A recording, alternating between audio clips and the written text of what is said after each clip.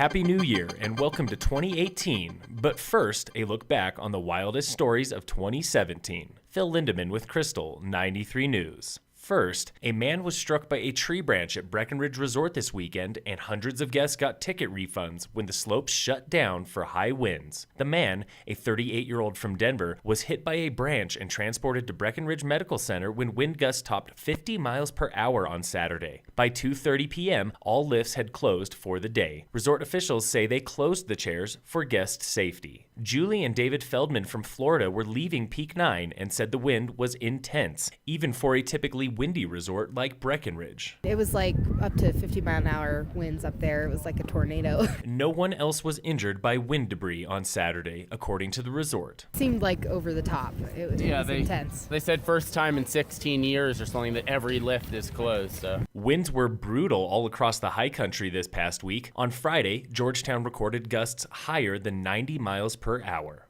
Christmas trees are one of the biggest sources of waste at the holidays. Jesse Burley from High Country Conservation Center explains. If you can divert it from the landfill, you can put it to good use. So by composting it, you create nutrient-rich soil that can be used again in landscapes. Every town in Summit County has a Christmas tree recycling program. In Frisco, take your undecorated tree to Frisco Bay Marina between now and January 20th for the spontaneous combustion bonfire. In Breck, take them to the horse stables on Wellington Road. Those are burned at Ullrfest on January 11th. Dillon is taking trees at the recycling center across from Down Hall, and Silverthorne collects trees at Trent Park. You can also take your tree directly to the Summit County landfill until January 31st. New Year's Day is here, and we've got everything the internet said was great in 2017. USA Today compiled the top tech stories of the year, including the iPhone X release, the new and volatile world of Bitcoin currency, and the tech domination of Amazon. The company was responsible for 42% of online sales this year and bought Whole Foods for $13 billion.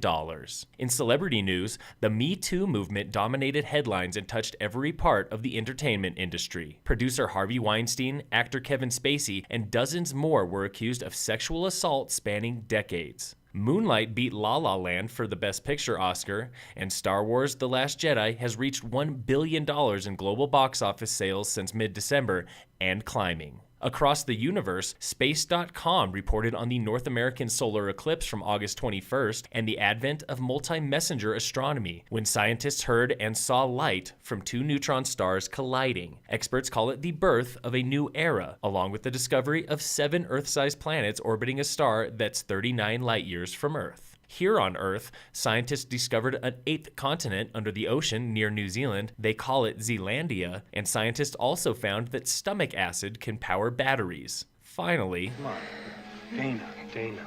Can I talk to Dana?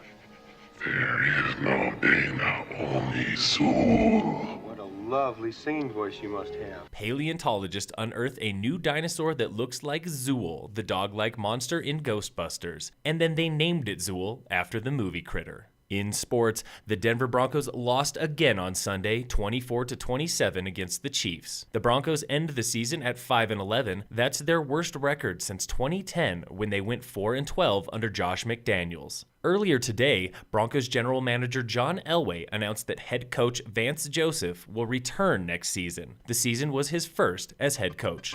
The Avalanche and Nuggets both have the night off. Phil Lindeman with Krystal, 93 News.